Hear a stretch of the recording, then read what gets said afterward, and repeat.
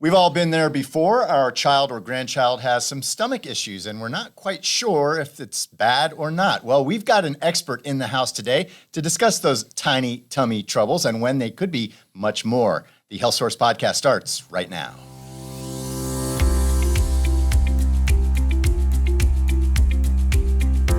You are listening to the Health Source podcast, presented by the Marshall Health Network.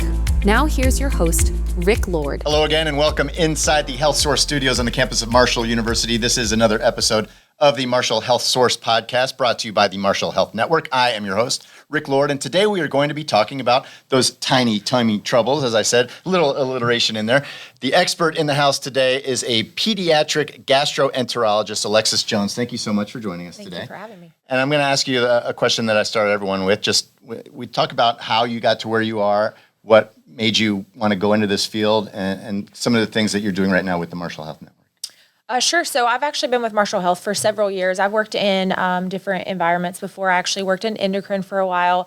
But GI is something that's very interesting to me, especially in the pediatric age group. I have a love for pediatric medicine. I got my start as a pediatric ICU nurse. So just expanding that knowledge in the clinic setting has been really exciting for me. And, you know, it's a challenge dealing with little ones. I have 3 boys, and every single time when they have a stomach problem, it's my tummy hurts, and you don't get much more than that. Correct. As adults, it's easier for us to kind of logically try to self-diagnose, okay, what did I eat? Is it just gas? You know, we have that life experience to kind of do that. For kids, they just know their stomach hurts. So, you know, that can be, for a parent, you don't know if they're just kind of maybe trying to stall for bedtime or if they really do have Sure. tummy issues. What's it like, and how challenging is it to work in that environment where you're dealing with kids that aren't really giving you as much information as you'd like to have? Yeah, so I think it's really challenging because at that point you're relying a lot on the parent or the caregiver to give you information, especially when you're working with the infant population or maybe even the kids that can't speak yet. They can't tell you, hey, my stomach hurts or what's going on. They may just be crying for no reason. They may be spitting up. You may not know really what's going on. So it really makes you put on your thinking cap of, okay, let's look into what we need to do next to figure out what's happening. So what are some of the most common GI conditions that you see in kids? So for me, particularly, I treat a lot of failure to thrive or poor weight gain in children. So that's usually my infant population that I see. I also see a lot of functional abdominal pain, especially in the school age and teenage child. And we do screen for things like celiac disease, some liver issues, things like that as well. While those are less common, they definitely do happen in this population. So I just want to make sure that the belly pain is not coming from something like that. And that's got to be tough too, because those are some tough questions to ask as you work your way through that journey of if they're not on their curve anymore, if they are not gaining weight or Sure. growing as they should. So what are some of the things that you would do, what are some of the questions that you would ask to diagnose that in terms of diet and nutrition and making sure that it's something that beyond just something like not getting enough to eat? Sure. So really, that's kind of where I start. So when I bring the family in, I will assess the infant. I'll speak to the parent or whoever's taking care of them. So there are a lot of times where the parent is not the primary caregiver of the patient. So say that the parents work outside the home. So we're working with daycare providers. We're working with grandmothers, grandparents that are taking care of the children. So what I like to do is sit down, kind of get a good history on them. Let's find out how many weeks gestation they were when they were born. Did they have any problems? Did they have to go to the NICU? So then I'll have them come in. We'll do a screening. We'll look at how much they're feeding them. Maybe their formula isn't being mixed correctly. So I'll ask them questions like, how much water do you put in their formula? We ask about baby food, things that they're eating. So typically my first visit is a lot of information for them. And then I have them come back pretty shortly, like within a week or two. And I have them bring a diary to me, because if you are at home, sure, mom might know exactly what you're eating, but for those few hours at a day that she's maybe not with you, then I can say, okay, let's have the daycare providers also tell me how much they're eating. So it kind of takes a village with kids, and I think that's really important to make sure that we're getting the full picture versus not just like an evening time. Sure. So when I have them come back in, sometimes we'll get some lab work and some imaging, but mostly I really want to break down what they're eating and making sure that they are getting enough calories. Now, children really are tiny humans, literally, and so they have all the same parts that we do. It's just compacted into a little frame. So how does the digestive system of a little kid differ than an adult's? I think I think it's just more sensitive, especially in that younger age. They haven't been exposed to a lot of things. So we're at a prime time where we are introducing foods, we're introducing new textures and things. So it's important for parents to be introducing that, to letting them have different foods, letting them try different foods. But at the same time, I want to make sure that they're not giving them something that might be causing them more harm than good. Yeah. And as you go through the diagnostic process, and there's a lot of protocol involved in that, but as you start asking these questions, like for instance, my oldest child, when he was really little, he would say every night, my tummy hurts. Mm-hmm. And you don't know if it's just boy crying wolf or if he's just trying to get dad to comfort him before bedtime. Turns out he has anxiety. And so you don't know what a little child's anxiety might be. It might be bedtime, might be dark, whatever. And so there probably was some tummy issues going on because that can go with anxiety. Sure. So how do you navigate through that to make sure that you're checking all the boxes and that you're trying to figure out everything that it could be? Yeah, so from my end, I have to get a lot of information. So when you come in to see me, just be prepared to answer a lot of questions. So we're going to look at everything that they're eating. We're going to ask about the family history. Is there anything in the family? Is there Crohn's disease? Is there ulcerative colitis? Is there problems with their thyroid? Because all of those things can cause issues. And so can be genetic. Yes, it definitely can be. And so I want to rule out anything that might be causing that problem. And so if we can identify triggers, I think that's really important for kids, especially where is there a certain time of day? Is there a certain time of year that's causing them more stress or causing them more anxiety? And if I've ruled out that everything else looks okay, then maybe we can look towards other things like anxiety or depression or something that might also be contributing to their abdominal pain. And there's, especially with the infants, there's the whole formula versus breast milk discussion. Where do you stand on that, or is it kind of just you have to work your way through what the mother thinks is best and what you gained from your research? Yeah, so I'm a big advocate for breastfeeding, but I also am a big advocate for children getting proper nutrition. So if a mother chooses or is unable to breastfeed, formula is obviously a great option. We are able to make sure that the formula that they're getting isn't causing them problems. So there is different levels of formula. There's different breakdowns to it. So I'm able to talk with the mom or with the dad and say, okay, well, maybe this formula isn't working well for them. Let's try something else, especially if they're having like a sensitivity to dairy or something like that. We do have some options that we can help them with that as well. And obviously, in a situation like this, especially with your stomach, you want to be able to catch things early so that you know what you're dealing with. What are some of the early signs that you can normally detect in children? So things that we're looking for is maybe they're not finishing their full bottle. Maybe they're having blood in the stool. Maybe they're complaining of pain whenever they do go to the restroom. Those are kind of the main things that we look at. Once they get to that toddler to school age, then we're looking for my belly hurts. We're looking for that kind of stuff. Sometimes kids are not great to give us information because they do have a fear of something. They have a fear that, my mom's going to take me to the doctor. It can go either way. I think sometimes we have a overabundance of we have belly pain because we don't want to go to school, or we have the I'm not going to tell you something's wrong with me because I don't want to go to the doctor kind of thing. And there's probably also a chance that there could be a chronic issue here that tests come back normal at first. So, I mean, how challenging is that to deal with, to know that you're trying to do everything you possibly can, but at the end of the day, you might have a chronic condition that is challenging, that you have to stay with it, so to speak. And sure, absolutely. And I'm always very transparent with parents, and I tell them, this is your kid may or may not have had belly pain for a long time, so this isn't something that we're going to fix overnight. And then I also will tell them things like celiac disease, like that's something that can come up later in life. So we are going to repeat these labs throughout their time. Don't think just one screening and then we're done. So they're aware from the beginning that there's constantly things that we need to look for. You mentioned that there might be some type of insensitivity to formula with some kids or something. That kind of goes along with down the road, maybe food allergies are playing a role in this too. So is that something you want to look at originally before you start going too far down that walk of diagnostic to say, hey, maybe they're just allergic to some of these things? Yes. So we do have some blood tests that we can do to look for specific food allergies.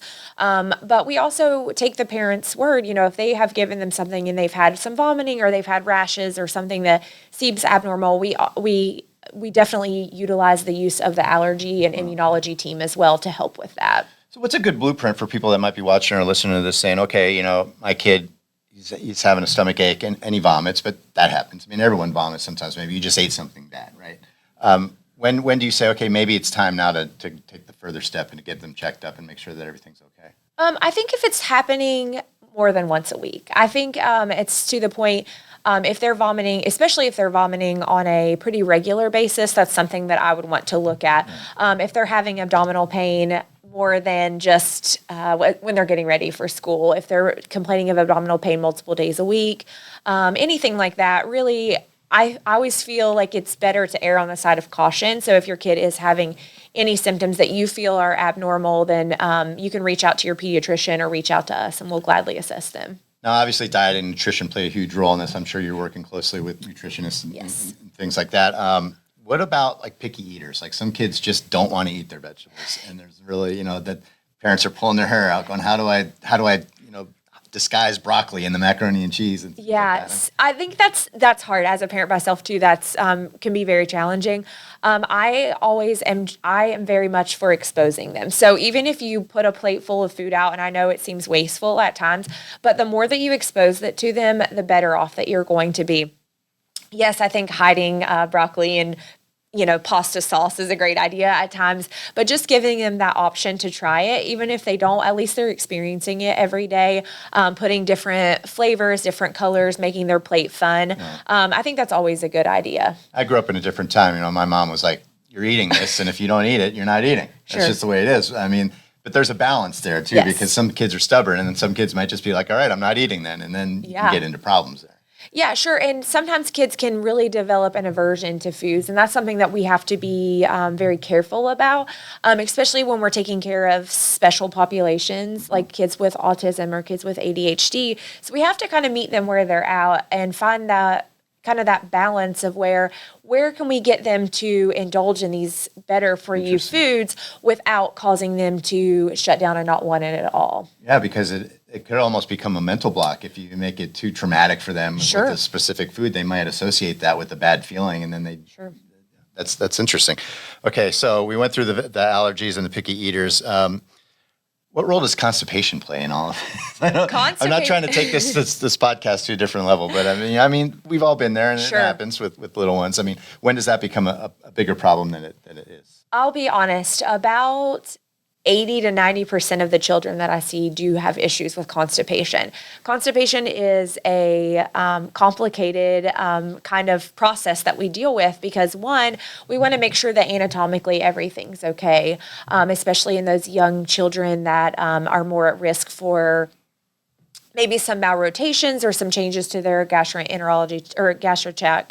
That can cause some problems. But then we also have the kindergartner that's maybe never been outside the home before. And so our role really is to work with the parents, to work with the school, to make sure that we have a plan so that they're not withholding while they're at school so that they feel free to go to the restroom without having increased anxiety when they're outside the home. Now, you hear a lot about gut health these days with adults. There's all kinds of supplements and things you can take and drinking the kombucha and all that stuff. For little kids, do those microbiomes and does gut health matter to them? You see now the pre and probiotic gummies in the Sure. kids section. Have you found that to be helpful at all?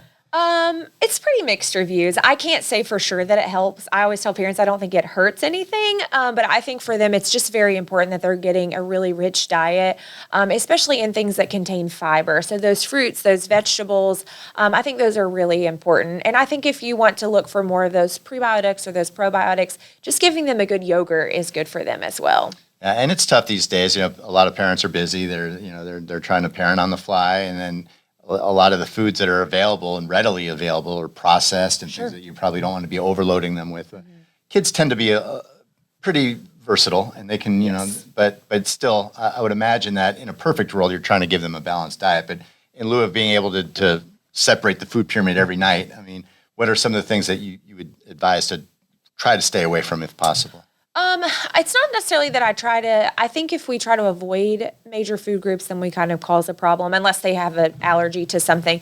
But for me, it's more of adding things. So say you have maybe a kid that doesn't love vegetables and doesn't love fruits. How about making them a smoothie? Maybe they don't get protein in their diet. So maybe adding in some milk, adding in something that might just make their meal a little bit more balanced so that they don't feel like they're missing out on things, but they're also getting the option to try different things. I think that's really important for them. And how far along do you stay with these families if they come in and maybe you do find something like Crohn's or something like that? Do you stay with them along that journey so that you can help them navigate that?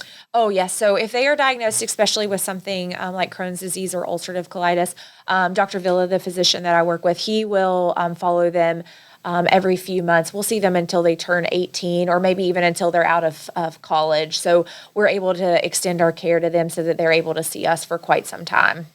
So talk a little bit about how you got involved in all that. I know that you probably love kids. You pediatric is something that you said right off the top that Sure. really always interested you. But specifically, what made you sit down one day and say, like, you know what, I want to go into pediatric gastroenterology? Yeah, I don't know really that there was like a bright light moment Right. for me, but I will say I am very into health and wellness, and so I try especially to model like what I do for my children to Sure. make sure that they Very important. have great example of things to do. So I think for me, it's really important to set that precedence for them.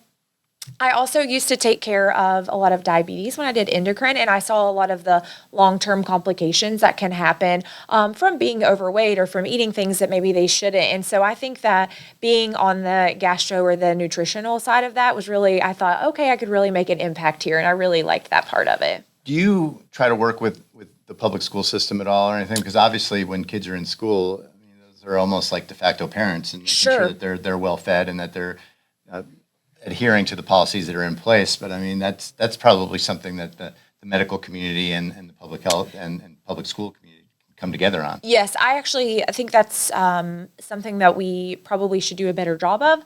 But we do try to work, especially with the school nurses, or I'd say even like the aides in the classrooms. We have like letters and things, and we work with them as far as like filling out paperwork, especially kids that maybe have IEPs or special needs in school, so that we can make sure that all of their needs are being met while they're at school as well. Medical advances have come so far. Technology is taking us to a new frontier. You know, when I was a kid, it was rub some dirt on it, you'll be fine. You know, Right. nowadays, it seems like every 5 years there's something drastic happening in the medical community that's changing the way that you do things. Have you seen any kind of advances in gastroenterology specifically that you're excited about? Yeah, I think there's definitely some new treatments that are coming out. I think just information in general being more readily available for people has been really helpful. So I think we went from an era of maybe skipping the good foods and eating a lot of fast foods, a lot of things that were very quick for families to get. And now we're kind of focusing more on those whole foods, those local foods. And I think that's really important for parents. And speaking of technology, of course, everyone's talking about AI and how that's affecting medical community too, Sure. because people will AI something on their phone and they'll come in and act like they've got a medical degree Sure. and that they know everything. So how do you work with that and make sure that something like that can be a useful tool without it being basically taking over for what you do? Yeah, so a lot of times I will run into this with a lot of families, and I will tell them, I think that knowledge is good, but sometimes we have to just go with the facts that we have. And so a lot of times I'll give them articles, I'll cite things to them and just say, this is what we know. This is from the American Pediatrics Association. This is the information that we have. I think this is best practice for you. Sure. And I just present them with that option that I'm not with them at home, but I can just give you the best medical knowledge that I know how to. And that's why it's so important to use your health source catalog to find someone in the Marshall Health Network that can know what they're doing. Because, like my mother goes on WebMD and then it's like, Sure. she scraped her knee. It's like the end of the world. It's like, Yes. no, you're going down a bad rabbit hole. Just talk to a professional. They'll make sure that you know what you need to know. So tell people how they could get a hold of you if they have a need for a pediatric gastroenterologist. Yes, so your pediatrician can send a referral into us, or if you feel as though you want to see us even without a referral, you're able to call the front desk at Marshall Pediatrics and they can schedule you an appointment with us. Now, there are people I've run into that say, it's tough navigating this whole era where there are long wait times or it's taking a long time to get that referral. Do you have any advice for people that are trying to go through that, that are struggling to find what they need and dealing with extraordinary wait times sometimes? Sure, yes, and our department really did have issues with that, but we have really resolved that now. So to see me, I think we're less than a month out to be able to come in and see us. If you ever have anything emergent too, you can contact us as well, and we do our best to accommodate that too. We've gone over everything, but we talked about early diagnosis. I don't know if I hit on this enough. Just real quick at the end here, just tell people what some long-term implications could be from chronic illnesses with your stomach if they aren't taken care of early. Sure. I think that especially in this infant population or this young population, they're growing, their brains are developing. So those things that we need, that folate, the vitamin D for their bones, the calcium, all those things are really important. So if you have a kid that's maybe having abdominal pain or maybe not eating, maybe not gaining weight, these are things that we definitely need to address sooner rather than later. All right, Alexis Jones, thank you so much for your time today. It was a pleasure to talk to you, and good luck moving forward. And hopefully you'll see enough of those little ones turn into healthy adults because of the work that you're doing. Thank you so much. And by the way, if you're listening to us right now on Spotify, be sure to subscribe. And we thank you once again for joining us in this episode of the Marshall Health Source podcast. We hope to get these to you about twice a month so we can keep you informed on your journey toward wellness. For Alexis Jones, I'm Rick Lord. Thanks for joining us today. Until next time, take care.